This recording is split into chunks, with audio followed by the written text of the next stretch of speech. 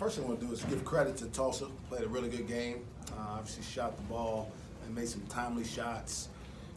Really answered every time we tried to really make a run at them. So credit to them. You know, they play better than we did, and you know, it's something that our team's got to learn from, and hopefully the learning process eases up a little bit, and we're a better team for these experiences later on in the season. Coach, talk about the atmosphere. A lot of orange in the Tulsa gym. Yeah, I thought it was a great atmosphere for college basketball. You know, they have a great venue here.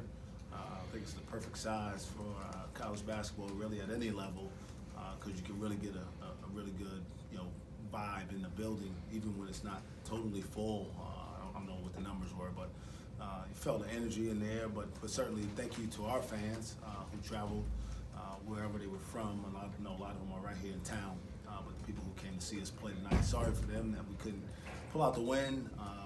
But we're building the right way, and our team's going to continue to get better. So when you evaluate the video, Mike, with your team, do you just draw a line at, I don't know, what, 7 minutes or so and say, this is what I want in regard to energy and the way you guarded and all of that? You know what I mean, the last 7 minutes or so? Yeah, it's a big part of what I just told those guys. We're not playing well enough for a longer enough period of time. I'll be honest, you know, part of this is on me because of the schedule, right? Not making it an excuse, but we've now played our 5th consecutive game away from home, 6 away from home in our first 8 games with, you know, 5 freshmen playing, you know, good minutes for us. And, you know, I knew that was a challenge coming in. Obviously, we've been in several of these games and are close. So I'm actually I'm inspired by what I can see the team and program becoming. But losing is no fun. I mean, I'm a competitor and want to win every time out. And so this one will sting. It'll hurt for a while, but it can't hurt for too long. We got another really good team that we're going to play against. So it's not like it gets any easier just because we go home.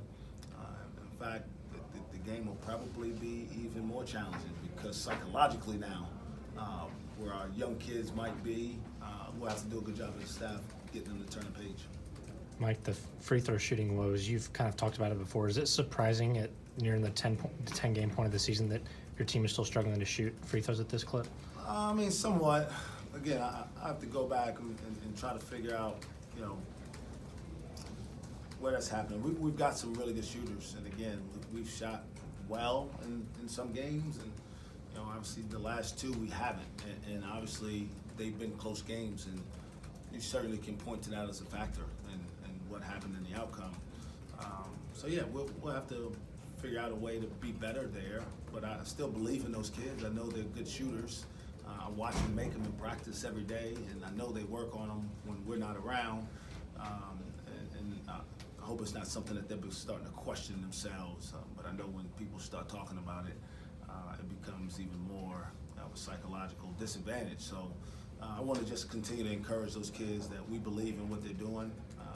You know, it's not like we're going to go out and get a bunch of new guys to try to shoot free throws for us. These guys got to step up and make them in games. Mike, we talked the other day about foul trouble and how it affected you guys in Minnesota. Cam could only play 4 minutes in the first half. How much do you think that changed things? It certainly had an impact. I mean, there's no doubt. He's our most experienced interior guy. He gives us some toughness and obviously a lot of experience, you know, in these type of environments. He's won a lot of big games in a lot of places that people haven't won before. So not having him out there to kind of anchor things inside with our defense, had a few breakdowns in our ball screen coverages because he wasn't out there. And again, I got to go back and look at the film and see why or how those fouls are being picked up. And it's certainly something we have to correct for our team. I mean, you could have scheduled a 10-0 start, you know. Yeah. But I mean, the value of the grind, I mean, there is value in that.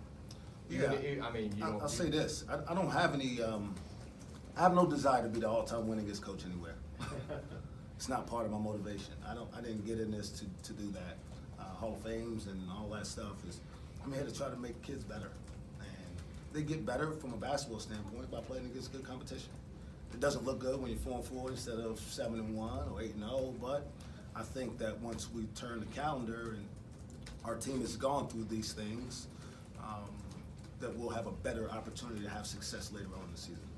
And you avoid that shock of, if you do play something soft for 2 months. Sure. And then all of a Sure. sudden, And you're again, you're in the I'm Big not, 12. I'm not disparaging anybody who schedules differently, and I may with a different type of team schedule differently.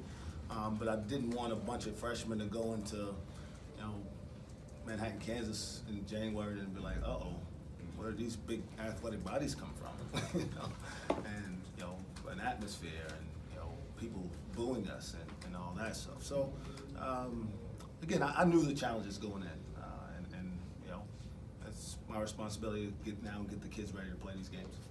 Coach, what have you learned about this young team through the 8 games? That they are young, and we play like a young team. We do.